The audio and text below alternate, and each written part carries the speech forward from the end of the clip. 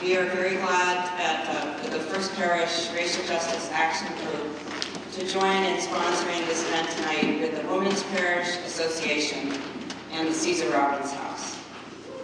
I have the lucky privilege of introducing Dr. Amanda Kemp. She is a racial justice and mindfulness mentor.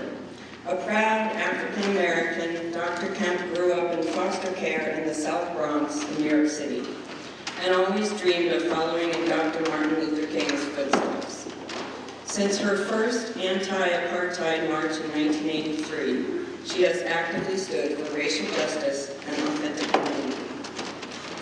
Drawing from her lived experience in an interracial marriage, her study of race at Stanford and Northwestern universities, as well as over a decade of teaching at the college level, Dr. Kemp created Racial Justice from the Heart. This system builds skill and the capacity for compassionate change makers in schools and faith communities. A master teacher and performing artist, Dr. Kemp has helped over 25,000 people have open-hearted conversations, consciously use their power, and practice compassion to cultivate racial justice and authentic community. She has worked with the Reverend Jesse Jackson, the Honorable Maxine Waters, the Yanu Spahn, and the Movement for a Free South Africa. Dr. Kemp has shared the stage with and/or created with Danny Glover, August Wilson, Sonia Sanchez, Toni Morrison, George Wolfe, and Amiri Baraka. She has been featured on PBS, WITF, WG8L, and LCTV. She is a frequent speaker and performer at schools and colleges such as Stanford, Berkeley, NYU, Swarthmore, Haverford, Franklin Marshall, and others. She has addressed regional, national, and international gatherings of people of faith in the Quaker, the Unitarian Universalist, and the African Methodist Episcopal traditions. Her TED Talk, TEDx Talk, How to Lean into Difficult Conversations About Race, has been used by conflict and resolution, sociology, and psychology classes at both the high school and college levels. She's brought with her tonight her book, Say the Wrong Thing, Stories and Strategies for Racial Justice and Authentic Community. This book is part memoir and part her own searing and tender commentary about herself, life within her interracial family, and racial justice. They take the reader on a rare journey into an African-American border crosser. Here's a quote from an appreciative reader. Say the Wrong Thing is not a pat guide to multicultural appreciation. It is a vibrant, commanding invitation to be the change that we need right now. And I would like to say that Amanda Kemp is a vibrant, appreciative invitation to be the change that we need right now, and welcome you tonight. Thank you for being here. Thank you. Thank you.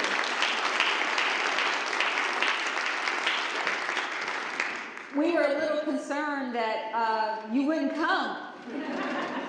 And I would have to, just spend the night with Cece and friends in her living room watching the river. I'm going to start with a poem. This poem came when I was writing a play and I felt like it was just being too intellectual, like I hadn't found the heart. And so I prayed, and this is the poem that came. You know the ancestors are calling you. You know the ancestors are calling you. They say, forgive me. They say, remember me.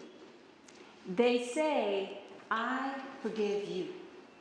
And they call and they weep when they see us dead on our feet, when they see us running after the same thing again and again and again and again. You here, you there running for that check, for that man, for the job you hate, for that woman, for that bottle, for that weed, for that strawberry shortcake, the whole cake. Always looking out, never within. You know the ancestors are calling you. You know the ancestors are calling you to stop and feel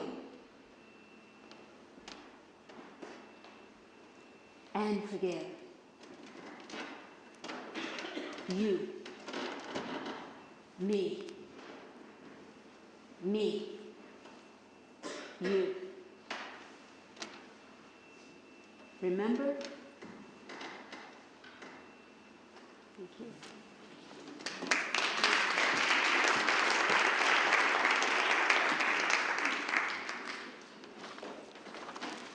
So, thank you. And I'm really going to try to stay on track with what I wrote. Because I can tell you more about that. I can tell you more about that experience because it was a play about Benjamin Franklin and slavery. And you, of course, are in Boston-ish to me. And, you know, this is where he was born. And in Philadelphia, where he is claimed, he's a symbol of freedom. But the piece that I was working on was the enslaved people in his household. And looking at him from their perspective, making them the center of the story.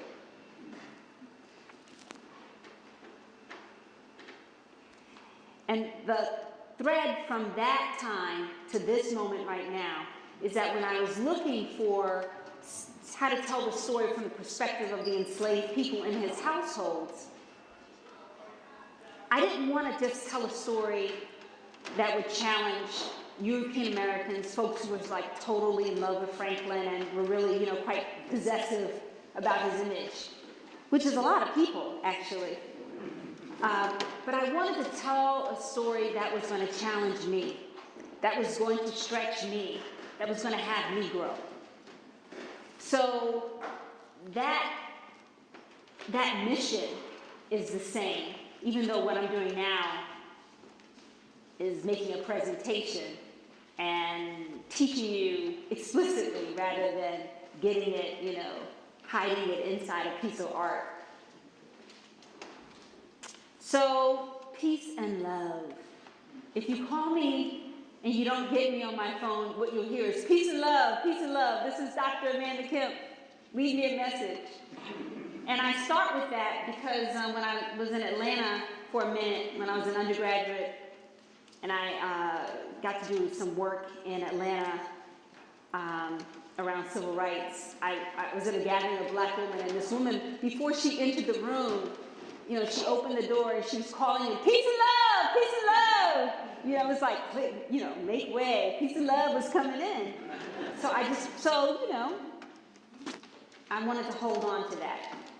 So I call myself a racial justice and mindfulness mentor. What I'm going to do tonight is I'm going to tell you a little bit more about why that is. So a little bit more about me. And then I'm going to share with you what I call the 5 steps toward a transformative conversation about racism. And then finally, you know, anticipating that I won't get to answer all of your questions tonight, and that it's a good thing to give you some space to digest.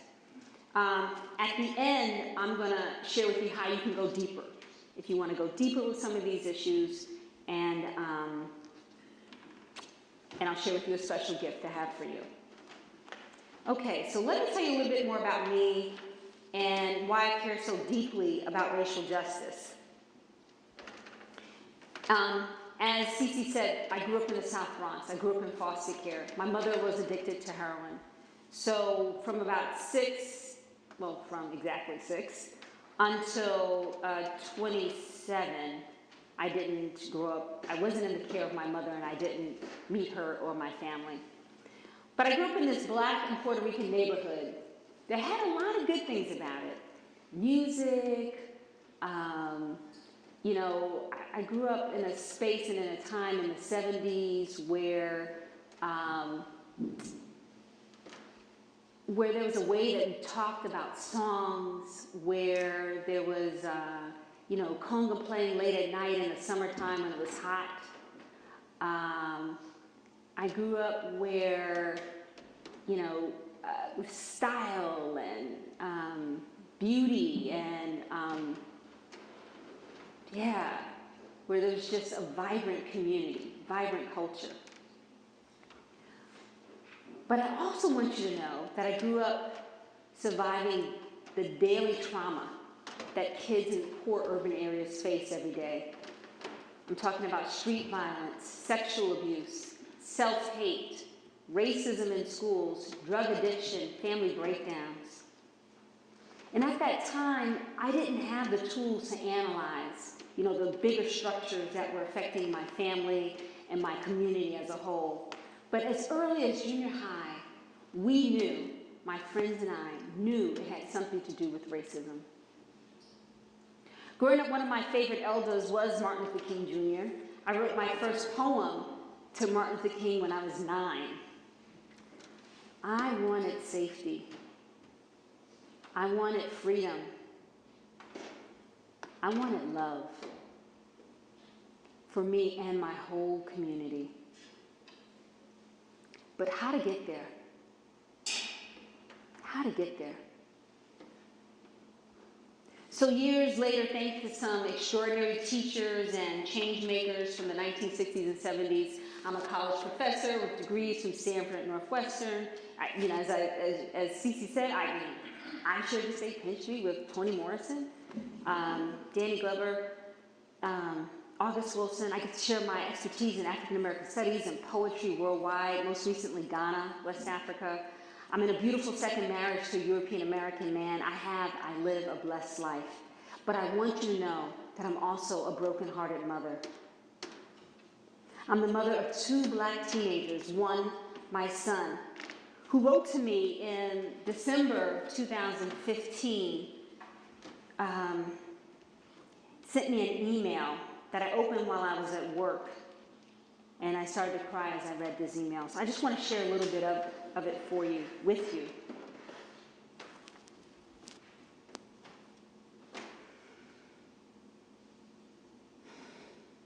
At least once a month, I see a video of a black man beaten and killed by police. My parents and loved ones tell me to be careful. They tell me to do things I shouldn't have to do, but if I want to survive, I have to listen. I have to make sure I'm not a threat, because if I make someone scared or uncomfortable, they can shoot me. They can shoot my ass and get away with it. I've been internalizing these messages for the last 4 years, and it's changing my body.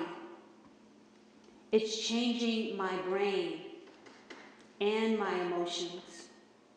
It's making me go into survival mode, where I, a human being, become an animal, because that's what I'm constantly told I am, and how I see people like me being treated. It is beginning to be too much to cope with at times. People say things, or I watch a video of a handcuffed man's head being kicked like a football by a white dude with a badge. These things flip a switch.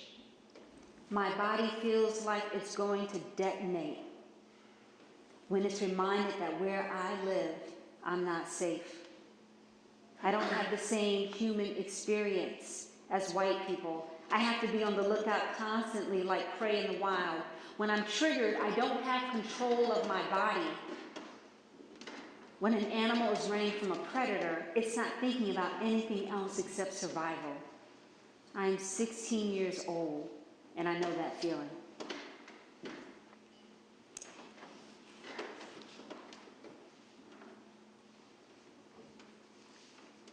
Statistics bear him out.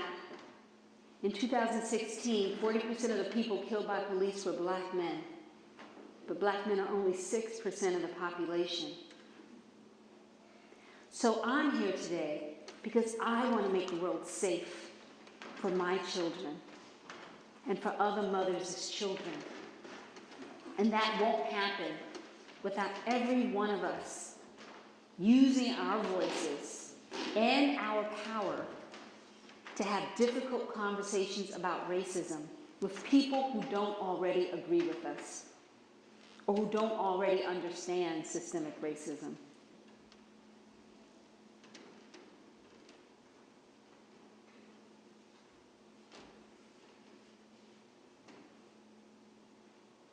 It's going to take every one of us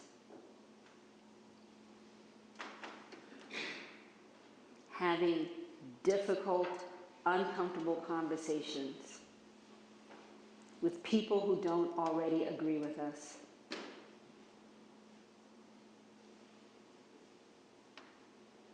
Especially if you're European American.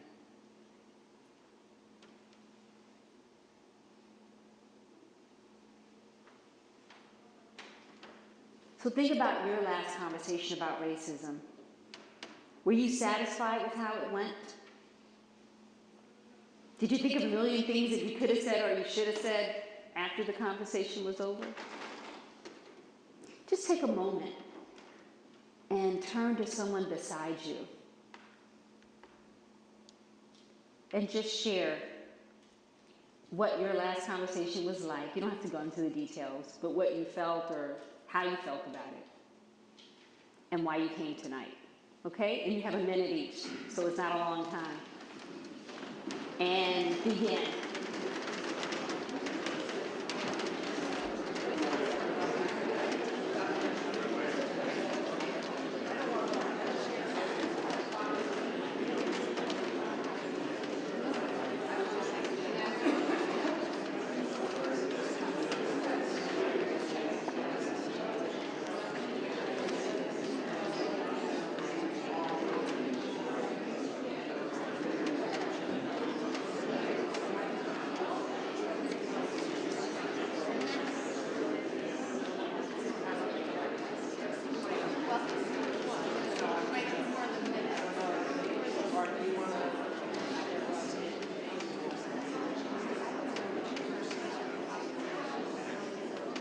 If you haven't switched yet, go ahead and switch and let your partner speak.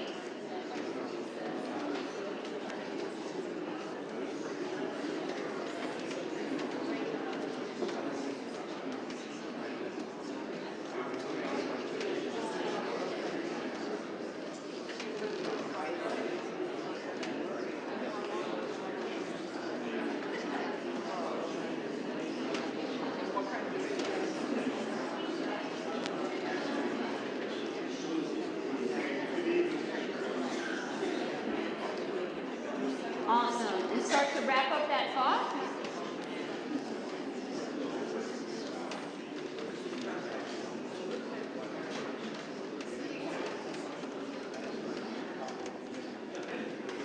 Thank your partner for sharing. And let's come back to the whole group.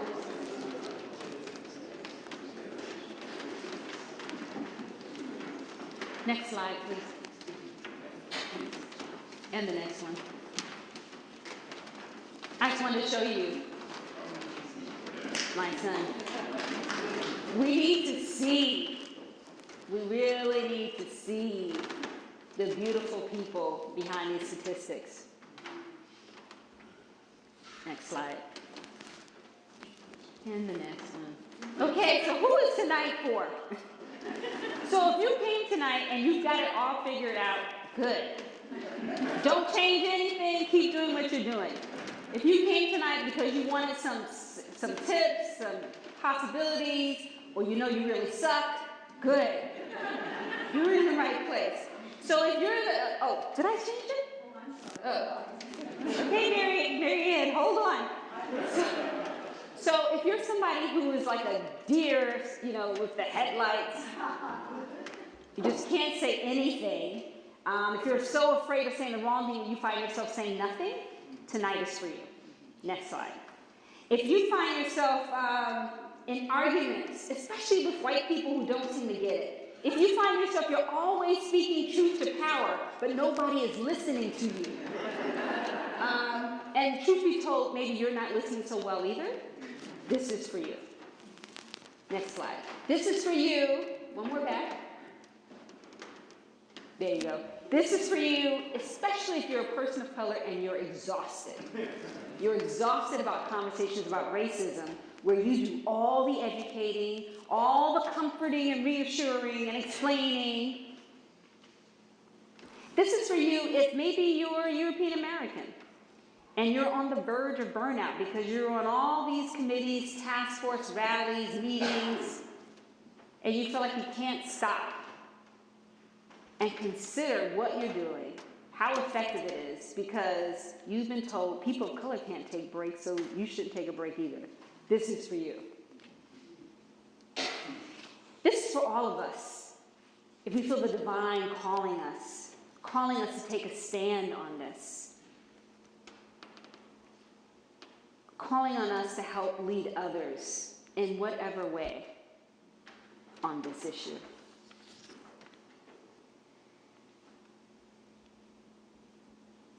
You know, statistics tell us that 75% of white Americans have no significant contact with people of color. And some of us people of color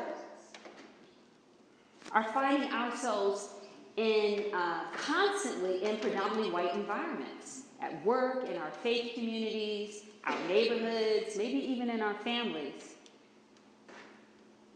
And unfortunately, when we live segregated lives, negative stereotypes flourish. Unintended biases often guide our actions. Just think about your own life. How many black neighbors, managers, CEOs, district attorneys, judges, professors are in your life? And what we know is that without regular, constant exposure to people of color, especially African Americans who defy stereotypes, you may find yourself perpetuating bias, inequity, and class privilege without even knowing it, much less intending it.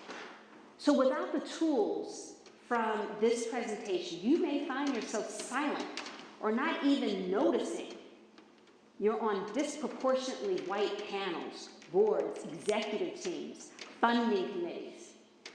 And your silence, your not noticing, actually reinforces the inhumane status quo, the unjust status quo.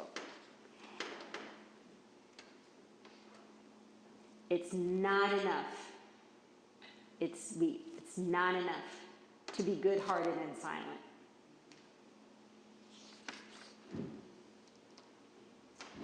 So here's a possibility. After going through this system that I'm going to share with you, maybe you can be the one who has a voice about racism. Maybe you can be the one who helps other people get it. Maybe you could be the one to help lead your community towards justice with love and grace. And maybe you could do this while taking good care of yourself. So we're going to start with the first strategy. Next slide, thanks, Mary. So we're going to start with the first strategy in racial justice from the heart. So once I outline the strategy, then we're going to talk about how to use it in a difficult conversation about racism. But I want to start with defining what it is. So racial justice from the heart, the word heart, each word stands for a strategy, and it's super easy for me to remember that way. And that is pretty much the main reason why I structured it like that. So that H is for holding space for transformation. It's the foundation of everything that I do. Next slide. So I didn't make up holding space for transformation. My mentor, Neonu Span, who you see up there, is a giant in the field of diversity, equity, and inclusion. And she defined holding space, this is where I learned it, she defined holding space as being unconditional love and unconditional acceptance. She defined it as being unconditional love and unconditional acceptance. And I add to that, because of a little anxiety I have, while standing on the ground of my values. Beside Neonu, you'll see Ricardo Levins Morales, who's also a mentor of mine. And Ricardo gave me some mindset shifts that helped me to use holding space for transformation, even when it's hard, in difficult conversations. So holding space for transformation, being unconditional love and unconditional acceptance, you might be worried. If you're an activist, you're probably worried. But what do I mean about that? Let me be clear about what it's not. So it's not about agreeing with somebody, like changing your whole values to agree with somebody. Actually, it's most important to hold space for transformation when you disagree. And it's not about stuffing your feelings. If you feel overwhelmed or flooded, I actually recommend that you disengage and do something to take care of yourself so that you can build up the capacity to hold space for transformation, even when you're in the presence of somebody who's saying something that's truly awful or ignorant. And it's not about loving or liking a particular individual. Holding space for transformation, I like to say, is more like reminding yourself to allow unconditional love and unconditional acceptance to be present, to flow through you. So it might sound a little airy-fairy. Can you do the next slide, Mike? It might sound a little airy-fairy, but I thought I would tell you about someone who wrote to me. So she was taking a class with me in my town. She's a college professor, and I opened my email up one morning, and it was from her. She came to the class because she had had bad experiences talking about racism in the classroom. Basically, she didn't know how to, all she knew what to do is when things got really, rough, was to shut it down. And then she was avoiding having it be brought up. But she knew that wasn't aligned with her integrity. So she came to this series that I was teaching. And she emailed me. She said that after she had been practicing holding space for transformation, it gave her the courage to show the film Moonlight in her class, a multiracial classroom, predominantly white. And she said, quote, "I found myself really trying to send unconditional love and acceptance out to the group, for students. I feel like the students were really picking up on this too, and they started holding space for transformation for one another as we talked. 3 men of color in her class started to share vulnerably about their experience of masculinity, class, race, and sexual expression. And she said they shared because she held space for them. And later on she wrote, she said, "I think this experience will transform my teaching and help me bring more empathy and understanding to the classroom, even as I push my students to discuss things that might make them uncomfortable." So you know how as teachers, I don't know if are there any other teachers in the room? Is it just me? Okay, there's a few. So as the facilitators? Right, okay. So you know how we're like, how do we get people to talk, and we got to get them comfortable, but we have to challenge them. You know, we, the facilitator, the teacher, we are the lid. And we don't let things go where we are uncomfortable. So often we think about, I want to, help my students, I want to challenge my students. The first step really is to challenge ourselves. So by her coming to this class and her practicing holding space, she created an environment where 3 male students of color who didn't have a relationship with her prior, who didn't have a confiding relationship with her prior, felt safe enough to share their experience. Next slide. So how do you hold space for transformation? So we're going to do it together. And the way we're going to do this is like a meditative way.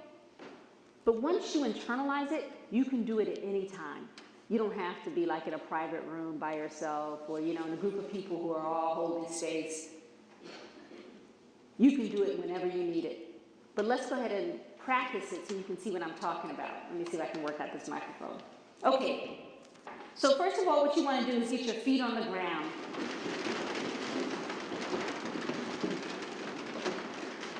So you want to feel the ground underneath you. And you want to give over a little weight, a little more weight to the ground.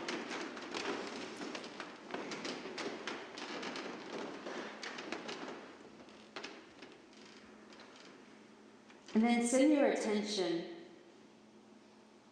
to your breath. Just start to track the breath coming in your nose, all the way down your throat to your stomach,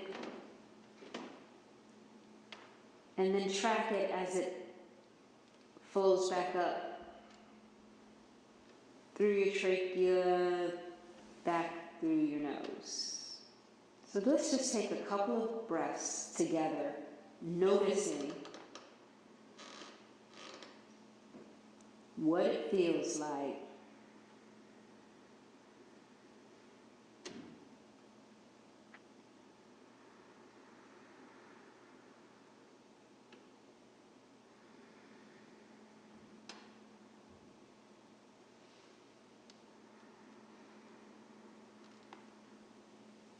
And then when you feel ready, send your attention to your feet.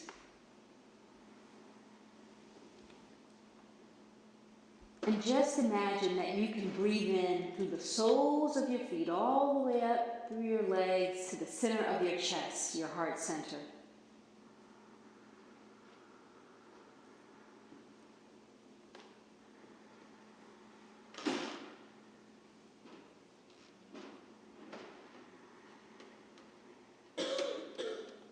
And with each exhale, just imagine that the air is going back down through your legs, back down through the soles of your feet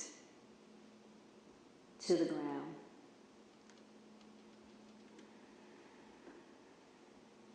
And with each inhale, you're breathing in the air from the ground, from the earth, all the way up to the center of your chest, your heart center.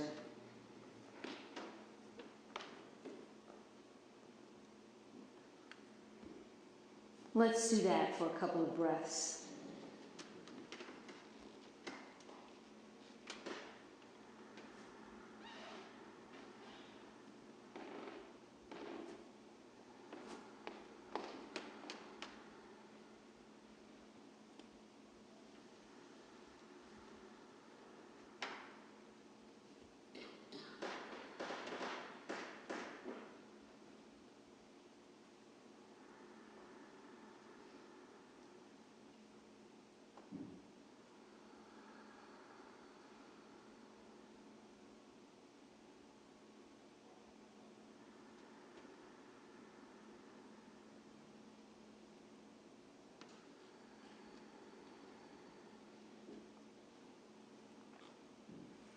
And if it feels right, just repeat silently to yourself or quietly aloud,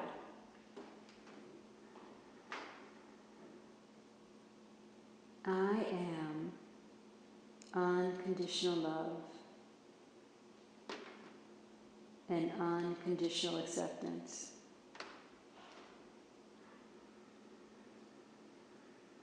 I am unconditional love and unconditional acceptance.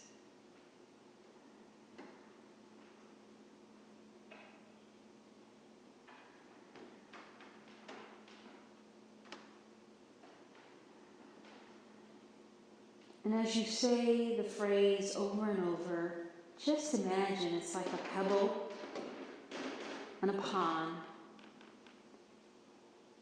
And that phrase is rippling through all the layers of you.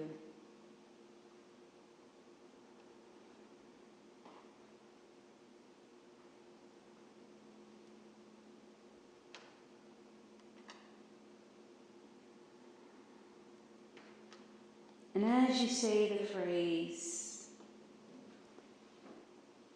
consider that it's like a pebble dropping down deeper and deeper through your consciousness. I am unconditional love.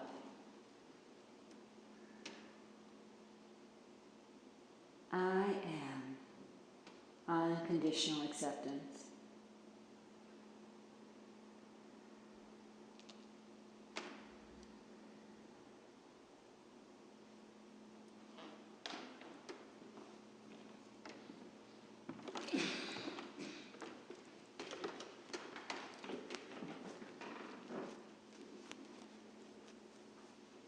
And then very gently start to wiggle your toes and your fingers. Nice and easy.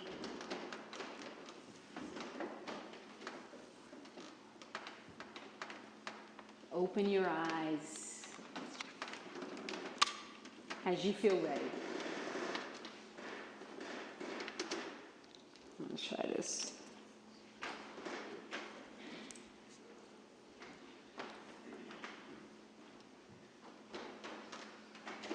So just take a moment to check in with yourself, how you're feeling right now. Just notice your body sensations, notice your, emotions. Notice the state of your mind.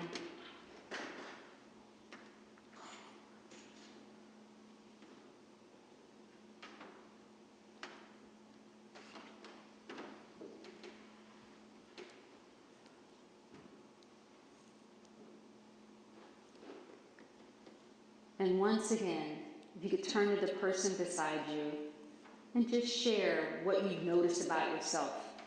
Let's say 30 seconds each this time. And go ahead.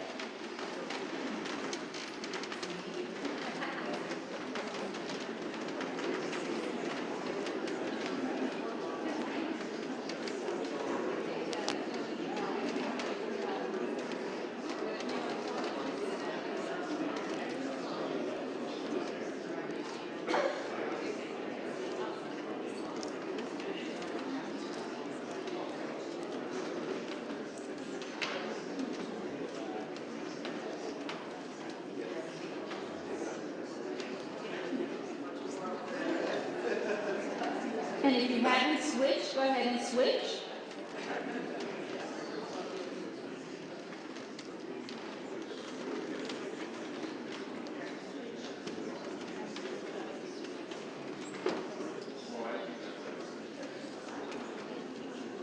Let's try this.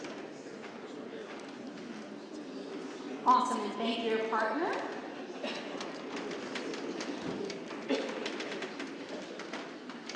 So just think about how your last conversation about racism, the one maybe that didn't go so well, just think about how that might have been if this was your coming from place. If this was the way in which you listened. If this was the place from which you spoke.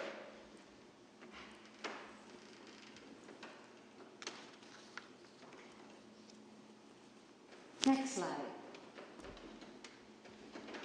So, and if you look at what holding space is, it starts with getting your feet on the ground. What I found when I watched people flail, when I watched things kind of like spiral completely out of control, what I've heard people say to me was like, I wasn't even in my body, Amanda. So the first step is to get our feet on the ground. Next. And to connect to our breath. Next. And to go deeper to connect to the heart. Next. And then, in some kind of way, allowing unconditional love and unconditional acceptance to be present.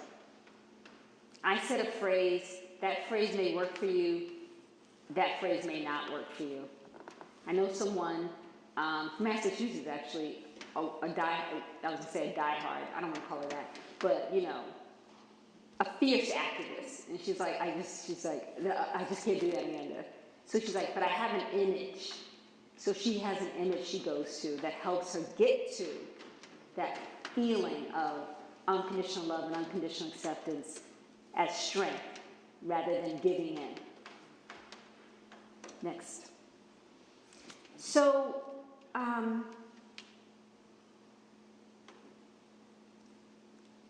because we did it in a meditative way, you might think, okay, that's cool. That might work before you go to bed. That might work before I get up. That's fine. But when I'm in the real world, in the middle of something, how is this really going to work? So I want to tell you about someone named Kim. Actually, a UU. So she was a youth minister, and she, her personality is she's a mama bear. She's fierce, right? She sees anything wrong, she's first in. She's like a first responder, right? The problem was that she came to my class because the problem was that in her congregation, she was shutting people down. So people weren't saying racist stuff around her, but they weren't saying anything around her. She was like more and more isolated. She wasn't being a change maker. She wasn't helping to shift her community. So anyway, after working with me for a while and using this particular tool, Holding Space for Transformation, she said that she was in a meeting, a strategy meeting. It was very tense. And she says, where normally she would have gotten stressed out and ineffective, she said, quote, well, let's show the slide, Mary Kay, so people can see what she looks like, Marianne. Okay, there she is. So she said, I found myself in a very frustrating meeting and decided the best thing was for me to not say anything. I did that for a few excruciating minutes. And then I thought about trying to hold space, trying to practice holding space. As I breathed my way back into my body, I watched some of the people who often don't speak began to share their thoughts. So what happened as our first responder was that, so Kim was always first in. And so you know how like when birds are flying and you got the person at point? Kim was always at point. So the system that she was in was dysfunctional because it always relied on Kim to be at point. So by holding Space of Transformation, she gave herself something to do that required a lot of her attention. That was not about avoiding or judging the people in front of her or having a conversation that she thought was, going down the wrong track. But when she held space, she said other people who normally didn't speak began to speak up. So as opposed to the same thing recreating itself, other people moved to the front. And Kim moved back a little. So often we think it's about what we say, but I actually think we could put more emphasis on how we're being in the midst of the conversation, the conflict, the difficulty. Okay, so let's go over what I'm talking about when I say 5 steps toward a transformative conversation about racism. Next slide. And the next. So the first step to me, when we have a conversation that's difficult, is for me to check in with my wise self, my deep self, below the mind. Go deeper. And the question I want to check in on, there are 2. The first is, what is my state of being? Am I wounded?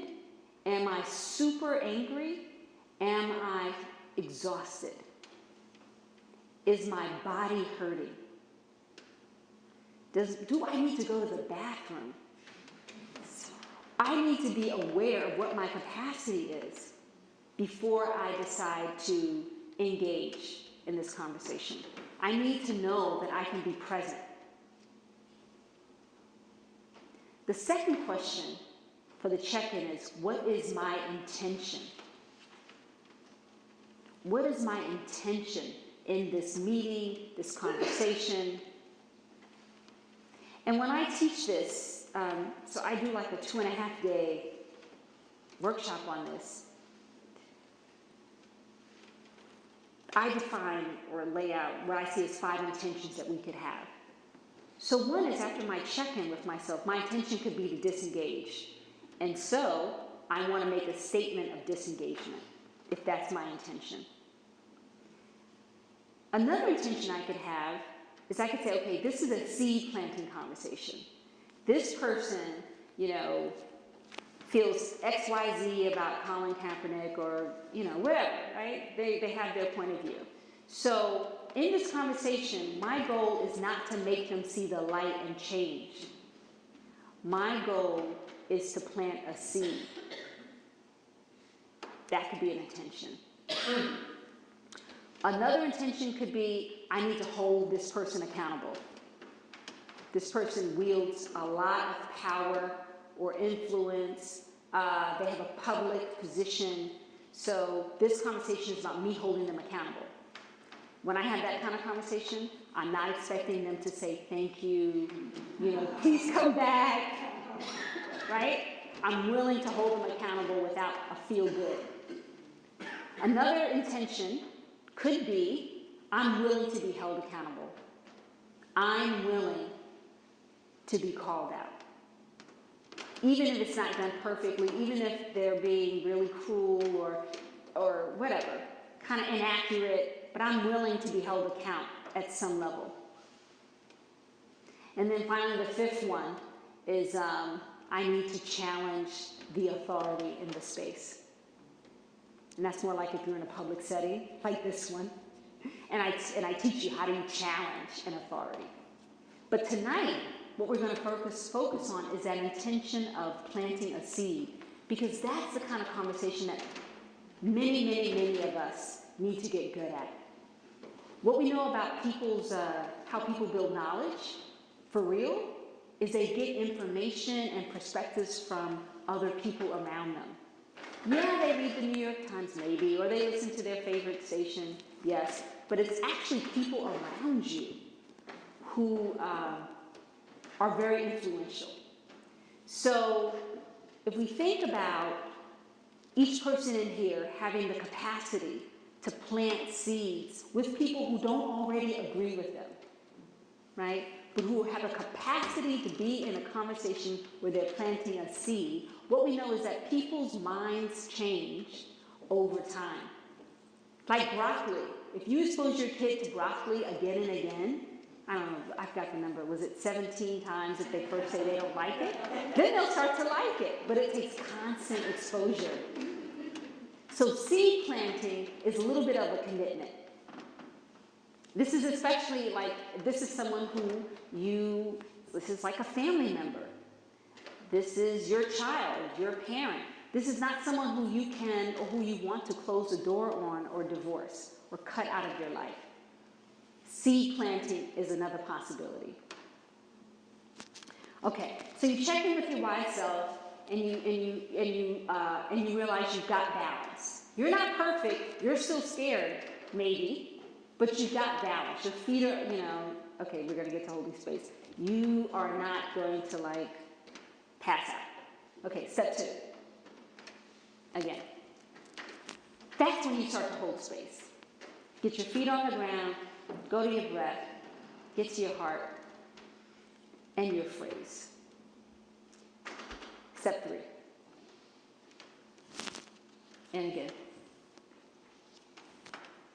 What I recommend that you do is actually don't try to argue with somebody. And really don't give them more facts. Facts actually don't change people's minds. And I know some of us have I was married to someone like this. I don't know what it is on Myers-Briggs, but there's definitely some people here, it's going to drive you crazy to think that some people are not making their decisions based on facts. But there's a lot of them out there, So what I actually recommend you do is tell me more questions. And what I mean by tell me more questions is questions that help people to get to the heart of why they feel the way they feel. Why they feel like kneeling during the anthem is whatever it is that they're making it mean. Get to what is the commitment or what is the value that's driving them. It means you got to be patient and you got to stay in your breath because you're going to hear some stuff that is outright untrue. You're going to hear some stuff that is just a typical kind of white fragility script. But instead of getting judgmental, I actually recommend you stay in your breath and you listen for what is this person really committed to? Or what is the value underneath what the person is saying? And you ask them, so are you saying that what you really think is important is fairness, that everybody really have a fair chance? Is that what you're saying?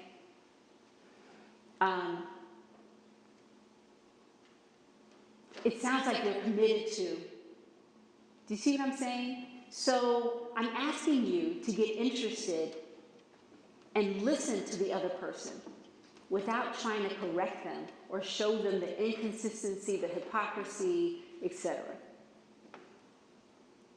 After you've listened to them and you've heard their values, you've heard what their commitments are, and that's been confirmed by them, and you have a sense of like, okay, this person has revealed something to me, like gone beyond the mental level or the mind level to what's like kind of at stake for them in their hearts. Then you ask, would you like to hear what it's like for me? And that's the next slide. Step 4, would you like to hear what it's like for me? If the person says no, then you disengage. Because there's no point in you sharing something to someone who said no. Even if you feel like it's not fair. It doesn't matter. Do you really want to, put your energy into somebody who said, no, of course not. So we're taking it out of the level of the ego and of you vanquishing someone, of you overcoming someone, of you debating someone. Unless that's what you like to do, then just do what you want to do. But if you want to affect a shift in somebody, then I suggest that you ask them, would you like to know what it's like for me? In my own situation, I've had a couple of conversations with white men who, I'm going to tell you about someone, a Quaker. So someone called me because he read a blog of mine. I think it was the blog I wrote about white women, black women, the rub, like the conflict between white women and black women. And, he's a man who's like, if I'm 52, maybe he's in his 70s. So he's of a different generation. And anyway, so I decided to listen to him, to practice this. And he just started to share all this stuff with me about growing up with an alcoholic father, abusive person, about his father being racist. So he was like, I am for sure not going to be a racist. And this whole conversation that's happening around him now where, where implicit bias and racism is in all of us and including him. And he's just like, you get the flavor. It's just like, this is not what I thought we wanted colorblind, all the stuff that if you've heard this, you've heard the right script enough, you've heard it. And so he said what he said, and I listened this way. And then he said, I don't know what I'm talking about, Amanda. Literally, he said, I don't know what I'm talking about.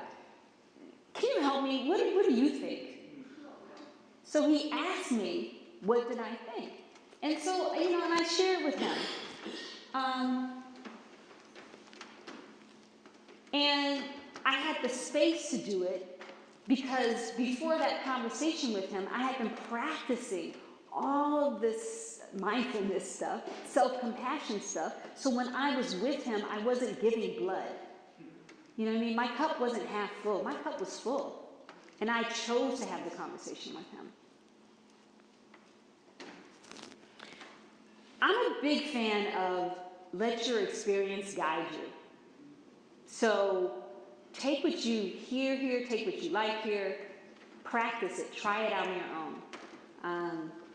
I'm not into absolute truth. I'm into what works for me and then sharing it. So that's the way that's where I come from with this. I'm not like attached to it as the truth. But I am saying it has worked for me and for other folks who I've coached. Let's go to the next one. So step 5 is reflect on yourself. So after you've had a conversation like this, I want you to think about what it is that you need and give it to yourself.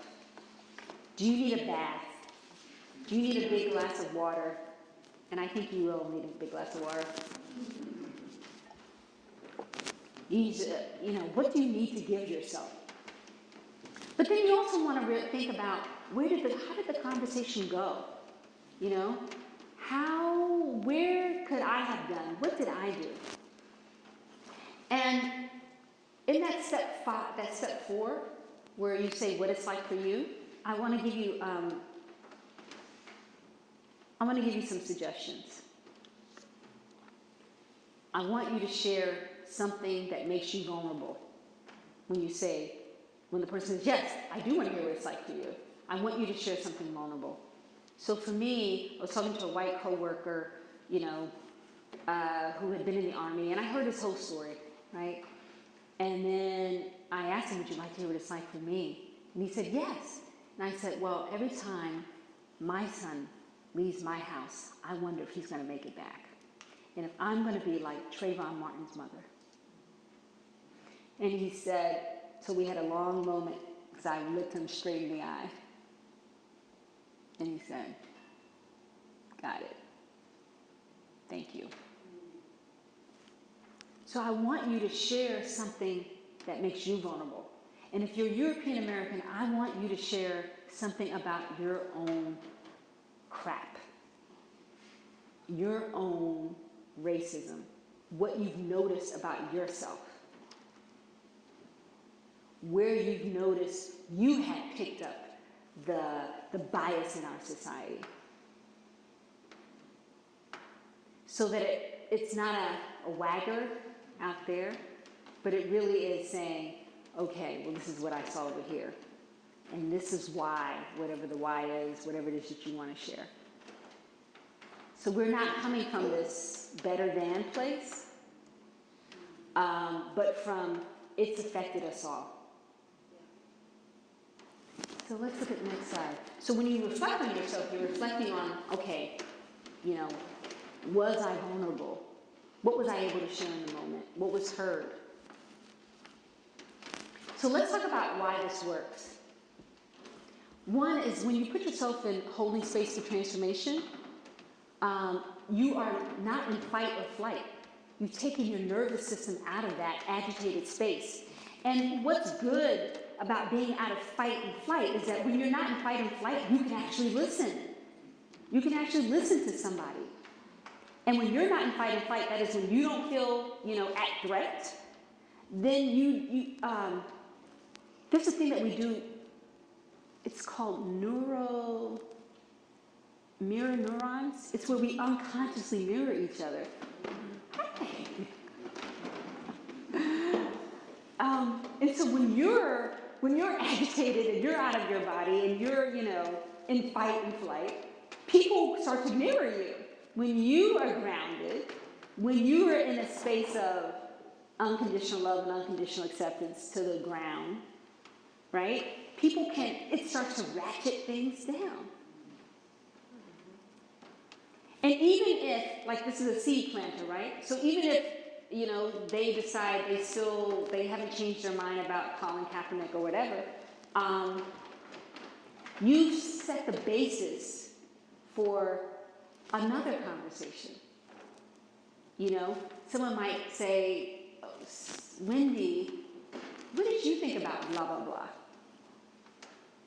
Because they know if they ask Wendy, she's not going to come down like a ton of bricks on them for having the question. And, that maybe she's not going to give them a whole lecture, because when she spoke from her personal experience. So,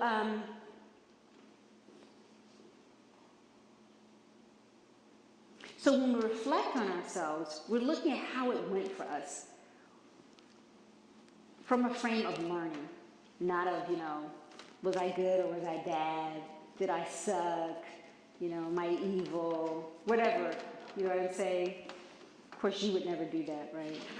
Unis, So, okay, next slide. Oh, wait. So getting present. So when we hold space, we can be present. And when we can be present with someone, something unexpected can happen. We can get off of the script. Opening and connecting. So we're opening and connecting to our deeper selves, but also when we're holding space with the possibility of connecting with the human being in front of us. And then finally, we were talking about this today at Bread Nuts, being the change you want to see. So,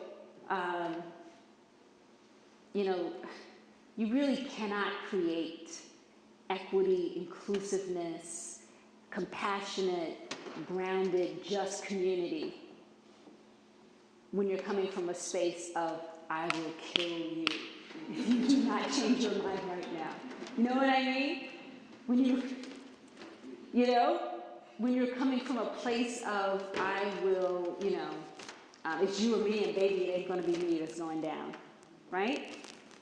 If you want to create that space in your community or your school, then you've got to have a practice, a way of being that. You can't create something from something else. What is that Albert Einstein quote that you may have heard? You can't, if you approach a problem from the same consciousness that created the problem, then you can't create a whole new solution. You're still in the realm of the problem. Next slide. So then that's right. So reflecting on yourself is super important, because how do you get that story of your vulnerability? How do you know what to share in that moment in the conversation if you haven't done some reflection prior to that?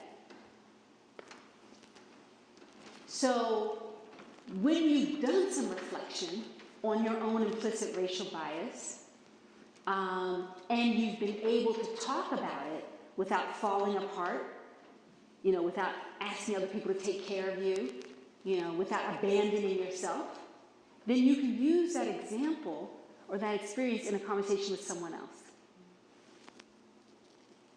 So there's real value to reflecting on yourself prior to getting into the conversation. Next slide. So Ricardo Levis Morales, who I just love, he was talking to a group of change makers, and he said he was just emphasizing the importance of us taking care of ourselves. And holding space of transformation is just another way to take care of ourselves, even in the midst of being in the trying meeting, the conflicted or difficult conversation. Since we're the agent of transformation, if we allow ourselves to get degraded through lack of self-care, we become less effective. We alienate people around us. People stop picking up the phone when we call, or they don't want to read our emails. You know what I mean? Maybe we don't even want to read our emails. We're tired of being who we're being. We don't have joy. So holding space of transformation is a way of taking care of ourselves in the midst of staying committed. Next slide. So Ricardo also gave me this idea, and this, of course, is not Ricardo only's idea, but I heard it from Ricardo and it clicked for me. He said, let's look at the people who we're in conflict with as our opponents rather than as our enemies. So if you look at the Serena and Venus, did anyone see the most recent US Open? Did anybody see them battle it out? Okay, yeah. So I did. Does anybody have a sister? I don't know. I have. Okay, good. All right. So you have these conflicts with your sisters, right? You both want the thing. So they both want to win the U.S. Open, and they love each other, and they both want to win, and nobody's holding back. So if you saw Serena basically take down Venus, like systematically, and at the end, she didn't have a big smile. She didn't raise her fist, because she beat her sister. So they were opponents. It was situational. It wasn't like she had demonized Venus just because she wanted something that Venus wanted, or you call it a disagreement. So Ricardo says, leave space for people to evolve. So if we don't judge them, sort of like put a bunch of condemnation on someone, then there's some space. But once we kind of condemn them, shame them brutally, maybe shame ourselves brutally, it's very hard for people to then come back and say, you were right, or wow, that really helped me see what I couldn't see, right? So what if we looked at people who we're having these conflicts with, these difficult conversations with, as opponents in the moment, not as our fundamental enemies? Also, it does something different to your nervous system. Next slide. So there you. So I was talking to some students at a Catholic university, and I was like, so how many of you guys believe in oneness? And nobody raised their hands. And I said, wow, what about the sisters? Are there any nuns?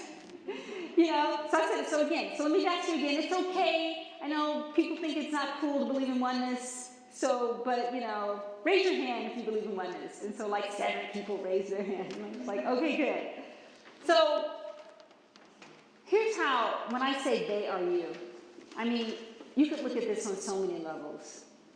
Suppose a person in front of you really is like a reflection of a shadow part of you. How do you want to deal with yourself? How have you actually evolved? What has helped you to change? To stop doing the thing that you found harmful or that was harming other people.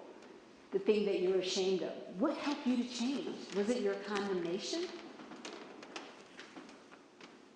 Your separation? Your, avoidance? No, in some ways there was an embrace of it. So, and what if and if you don't like that way of looking at it, the whole shadow thing doesn't work for you, well, what if they are you as you were a year ago, 6 years ago, 6 months ago? And then at that other level of oneness, well, what if there's just only one of us here? And we're all just little bits of the whole one. What's the impact of hating on another bit, another piece of us?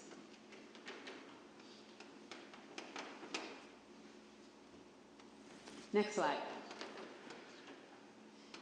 So, in racial justice from the heart, I think about it like a curriculum that evolved out of my experience and out of, some thinking and reflecting and having some great mentors.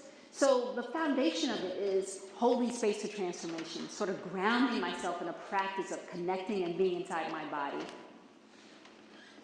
But it's insufficient in and of itself to make social change. It's a good foundation, it's a good tool to have, but by itself it's not going to get you where you want to go. We've got to deal with our feelings. We've got to. We were at Brandeis today, and there was an activist, a young woman who said, I don't even think about my feelings. I just think about what do I need to do and go do it. And I understand that. I do. And just because you don't think about them doesn't mean that they're not active. And it doesn't mean that they're not actually influencing your action. And what you don't deal with, what you push aside, will come back to bite you in the end.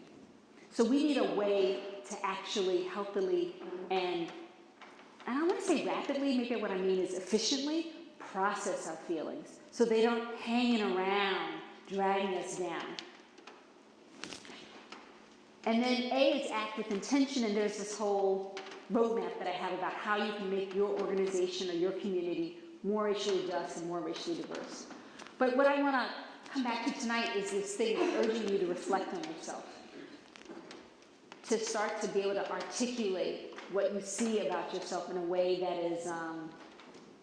is self-compassionate and honest.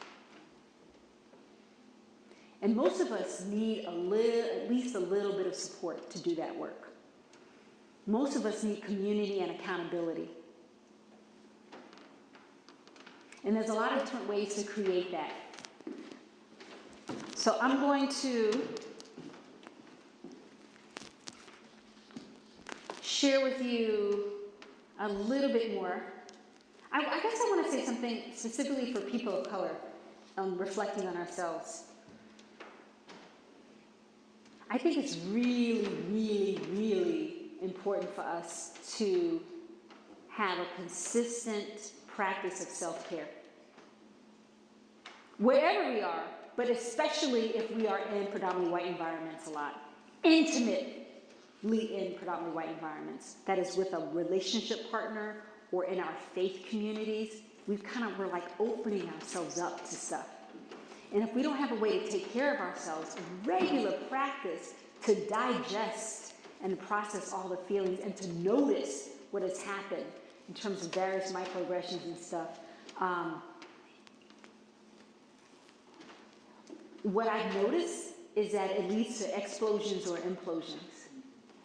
You know, and the explosions are where all of a sudden somebody just goes off. And people are like, wow, that was inappropriate. You know? But it's been building up over time. Or where it's the implosion, where it's like, where there's anxiety, where there's a sense of isolation, where there's depression. So that whole self-care, reflecting on yourself to see what you need and giving it to yourself, investing in it for yourself, I think is really important for us.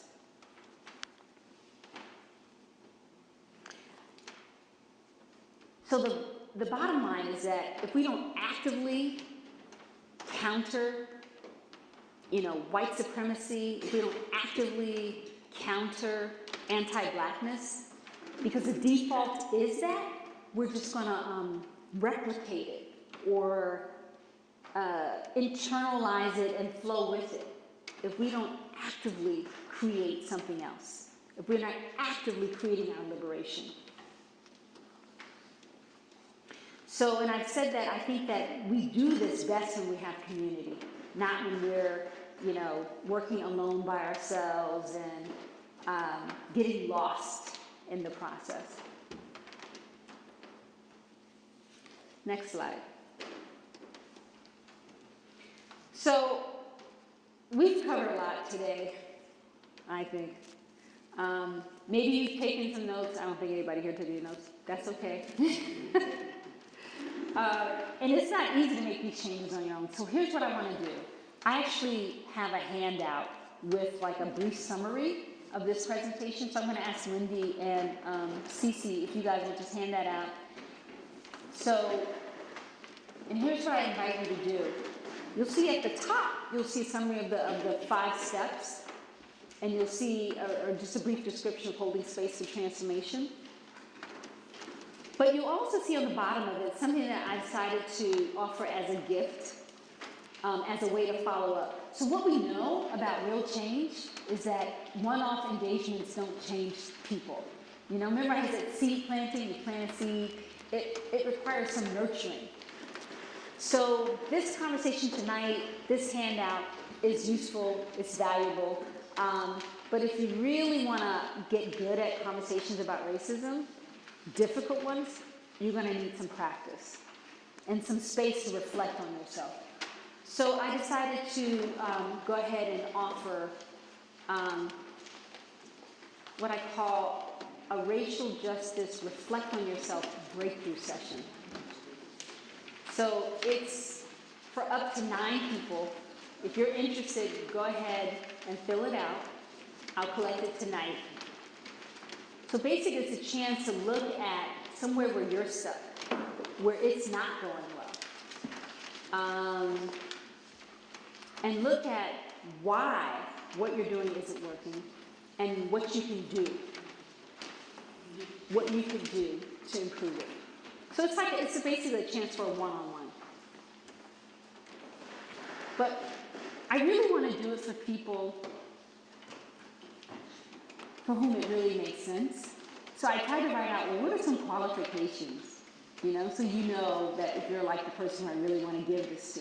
So if you look at that form, you'll see that there's some boxes that I want to make sure that people could check and say, yeah, this is me. So the first one is that you actually are seeking to make something more racially just and diverse. So you actually are change making somewhere. And the second thing is that you're committed to taking action. So you want to do something and you're committed to actually doing something. And the third is that you're willing to invest your time, your energy, and money in your leadership development and your self-care.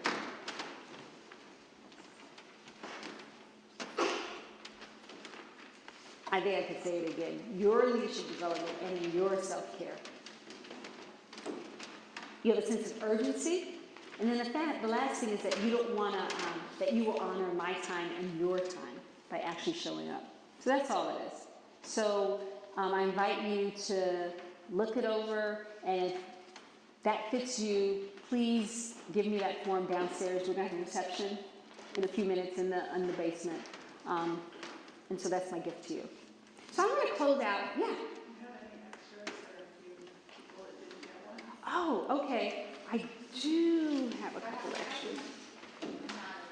Okay, great. So if you have any extras, you can just pass them back to Wendy. Great. And if you didn't get one, but you know that this is for you based on what I described, just talk to me downstairs. We'll make something work. Okay, so I want to close out with a quote. So I have this thing up there because I think that we all need community. We need community for accountability and support. And so if you don't already belong to some kind of community that's giving you accountability and support for racial justice, I recommend you join something. Find a way to get that. And then next slide. Oh yeah, the next slide. And the next slide. So will you transfer or will you transform? So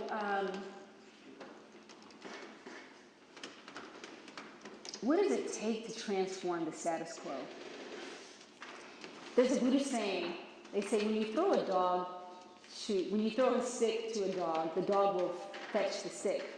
But when you throw a stick to a lion, the lion will turn around to see who threw the stick. Right? So as opposed to reacting and letting somebody else name your tune, I encourage you to be self-owning and choose who it is that you're inviting to let determine your actions. It's okay, and it's important to pause and look this way. Peace. Thank you so much for coming tonight. Good to see you to my friends.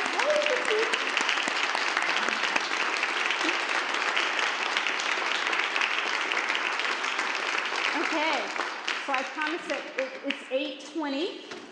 So should we do a few minutes of questions, and then we'll do a few minutes together, and then we can have individual time downstairs. So as Amanda said, we'll do a few questions.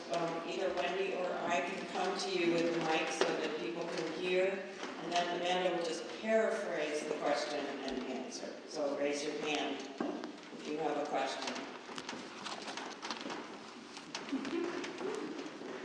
Reflect on yourself and just notice if you have a question.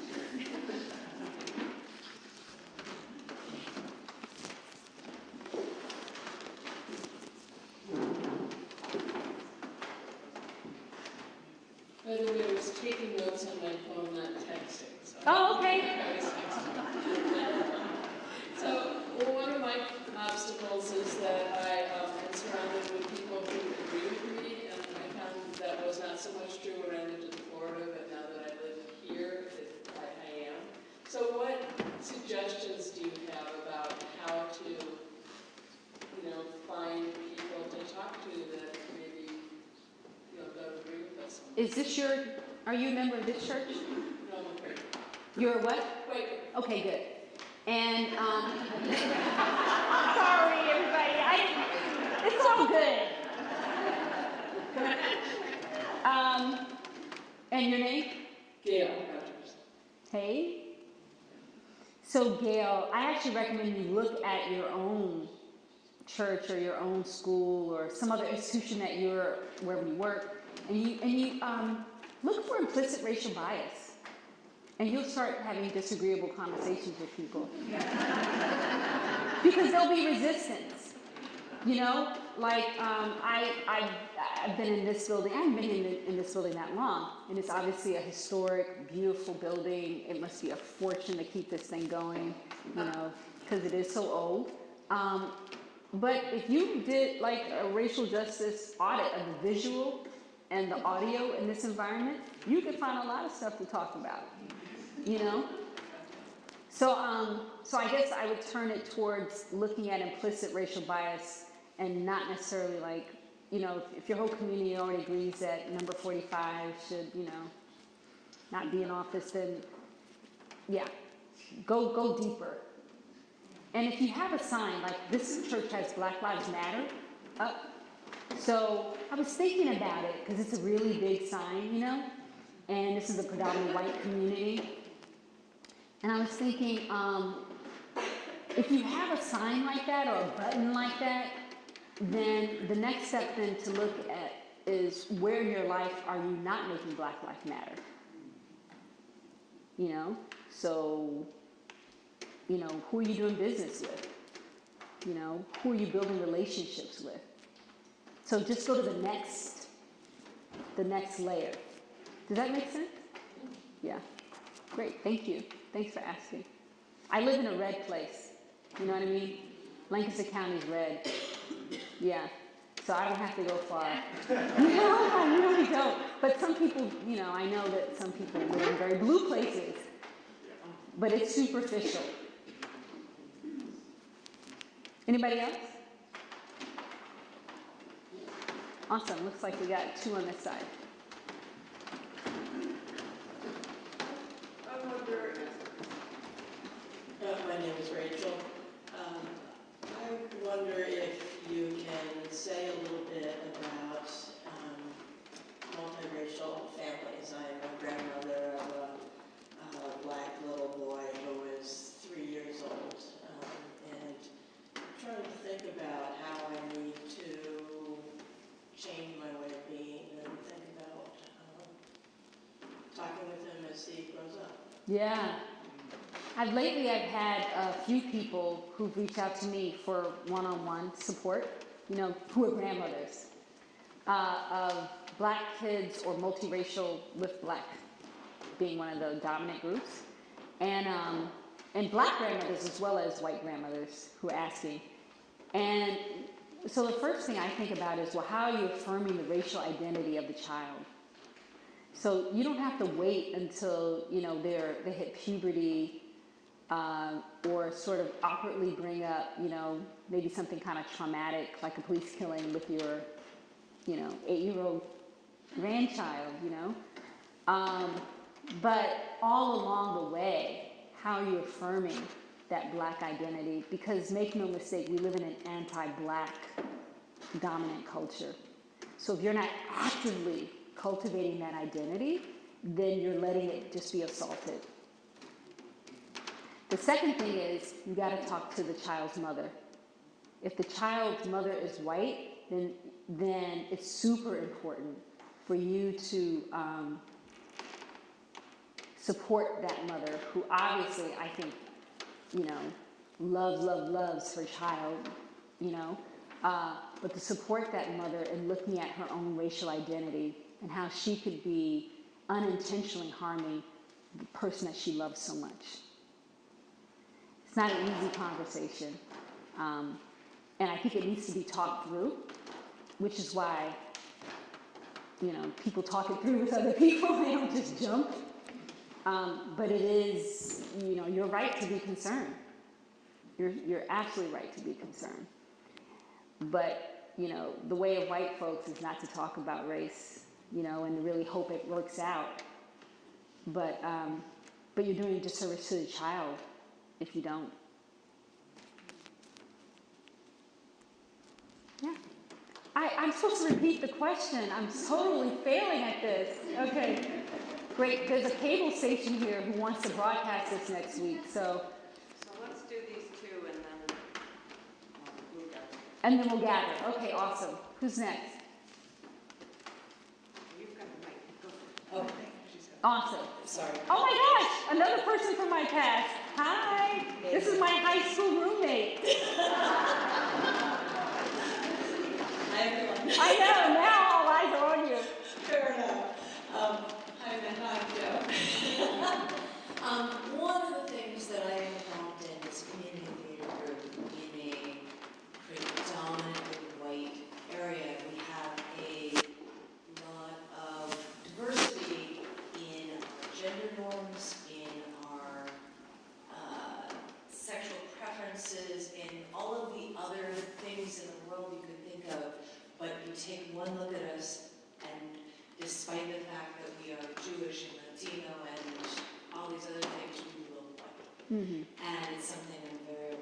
and interested in trying to change,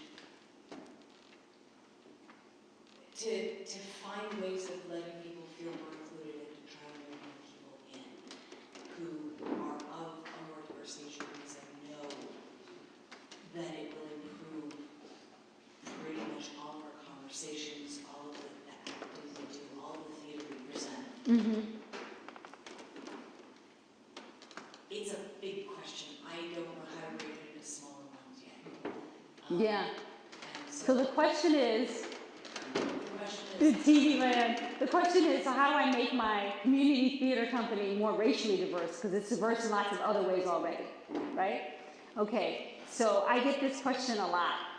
And what I say to folks is, number one is, why do you want to be more racially diverse? And just. Because we're not looking for, no one wants to be, you know, a black daisy in your garden, you know. People want to be where they're heard and where they matter and, you know, where they feel included and where they're doing what they want to do. So,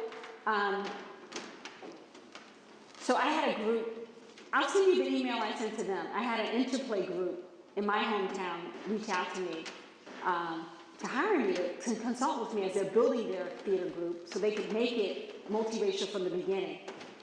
And there are 3 questions I think you need to answer. Why? How does it relate to the fundamental mission of your group? Because if it's not fundamentally important to your mission as you see it, then you're not going to have group unity ongoing for it. You know, then you'll have people holding on to things. We've always said it's, you know, right? So you have to really have some clarity and unity about why it's absolutely critical to our mission for us to become racially diverse. And that will take some time to get to that why, to get to that unity. And then the next thing, you know, once you've done that, and then the next thing is to really assess yourselves. You know, what is the impact you're already having on people of color or not? What has it been like for people who came previously? Okay, so I realize there's one more question, so I won't go any deeper in that. But yeah, I appreciate the question, and it, you know, that's why I would send you. Before you get to recruiting, I would take you 3 steps before you got to the point of actually reaching out. Awesome. And we'll take the final question of the evening. Yes? Eric? Yeah, my name's Eric. I'm not your high school roommate. I know. I went to an all-girls high school, Eric. I listened to your TED Talk before coming, and I was intrigued by you're asking the question of people, why do they not have these conversations? And that the overwhelming answer that you get from white people is, I'm afraid I'm going to say something wrong. Right. I'm asking you to say what is the number one reason that black people give, and help us understand that side of it. Yeah. Okay. Good. I'm exhausted. It's exhausting. That is the number. I'm exhausted. It's exhausting. That's why they don't want to talk with you. And why they don't want to be in a predominantly white theater company. You know, it's exhausting. So what you have to get clear about is, why do you exhaust? What is it about the way that you do business and you do your work and you create your physical environments that exhausts people of color?